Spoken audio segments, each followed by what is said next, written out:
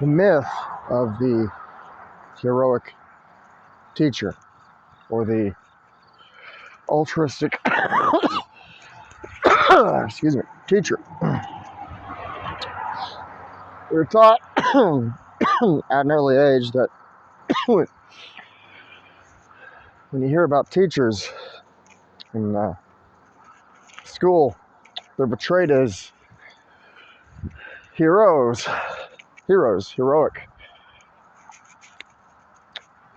I'd say part of the reason for that is because of the problem of mass violence. But you got to realize that teachers are just like anybody else, imperfect. And when I say imperfect, I mean lacking morality and the ability to be impartial. There was an experience that occurred with me many years ago when I was young. Well, not many years ago, but there was this teacher, and they encouraged their students to gather around and call me names and stuff. I was just a little kid like the rest of the students. And I discovered through the process of time and through comprehending what had happened to me that there is no such thing as a heroic teacher. Teachers are not heroes. And in my almost 34 years of life, I realized that law enforcement does not protect young children who are taken advantage of by the school system. They don't even arrest the teachers who participate in abuse. The teachers get away with it in some cases, and this was the case with me. I was just a young kid. You know, we talk about morals and ethics, equality, justice, and fairness for all. Yet, people condone child abuse depending on who the child is, and they allow the teacher, at least for some time, to keep their job. And then they sweep it under the rug. I've said this before, I believe, but some of these teachers claim to be religious, spiritist, or Christians. You know, the whole idea of being the hands and feet of Christ, having compassion for the weak, loving your enemies, do unto others as you'd want them to do unto yourself. But when teachers take advantage of young children, verbally and sometimes even physically abuse them and encourage other people to do so, including other young children, not only have they committed an act of child abuse against you, but they've also encouraged another group of young children to participate in their own abuse. And law enforcement doesn't always do anything about it.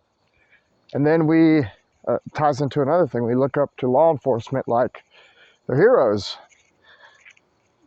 No, they're not.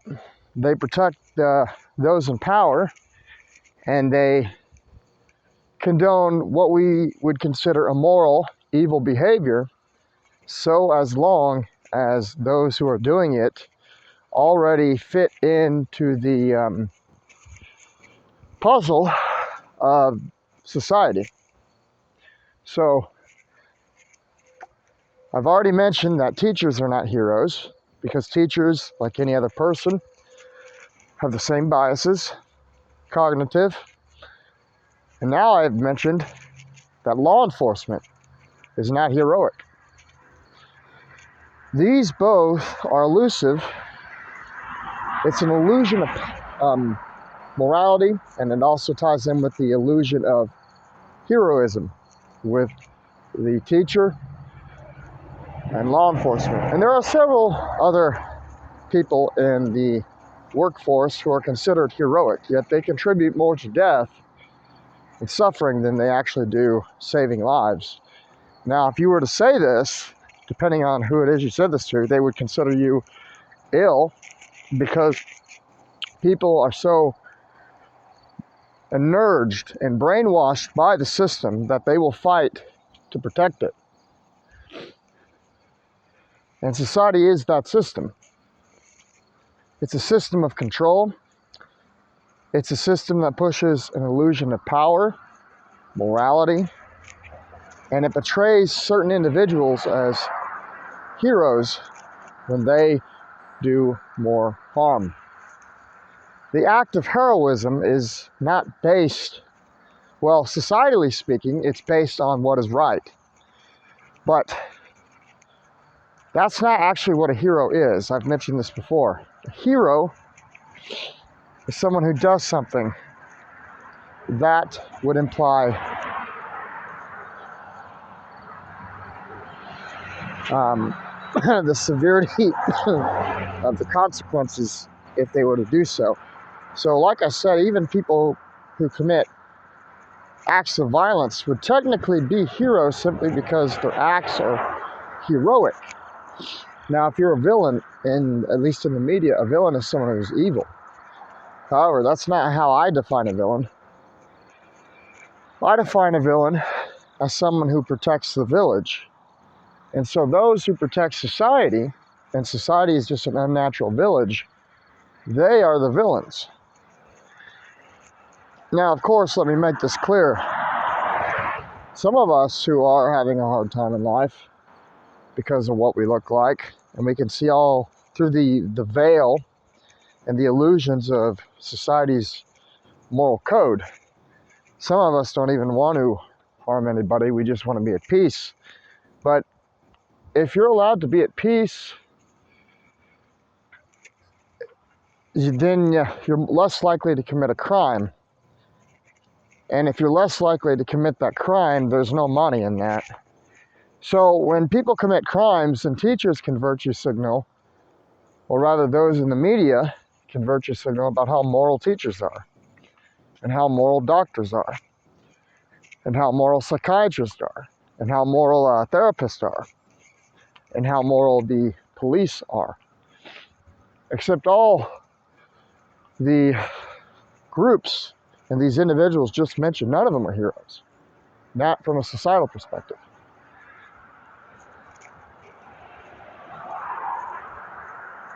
Because they are animals, like anybody.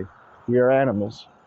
And the process of naturalism or evolution is not concerned about doing right or wrong. It's only concerned about survival. Survivalism renders a teacher's morality weak and docile. It renders a police officer's weak and docile. And it renders a doctor, a nurse, a psychiatrist, a therapist, a counselor, it renders their code of morality weak and docile. The illusion of power, the illusion of morality remains, but nature will always win.